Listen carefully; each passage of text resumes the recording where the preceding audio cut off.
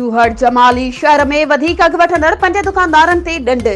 उन मौके ते असिस्टेंट शाहबंदर हबीबुल्ला वगड़ ब्यूरो सप्लाई एंड प्राइसिस ज़िले सिजावल रशीद मेमण सोशल मीडिया जी टीम सां ॻाल्हाईंदे चयो त ज़िले इंतज़ामिया पारां वापारियुनि खे ॾिनल रेट लिस्ट ते अमल करे शहरनि खे जाइज़ रेट ते सामान विकिरो कयो वञे। रेट लिस्ट ते अमल न कंदड़नि दुकानदार सब्जी ऐं फ्रूट जे वापारनि खिलाफ़ सख़्त कार्रवाई कई वेंदी। असांजी कोशिश आहे त अवाम खे रिलीफ ॾिनो वञे। शहरनि खे रिलीफ ॾियणु इंतज़ामिया जो फर्ज़ आहे। शहरनि जी शिकायत ते बर वक़्तु एक्शन खयो वेंदो।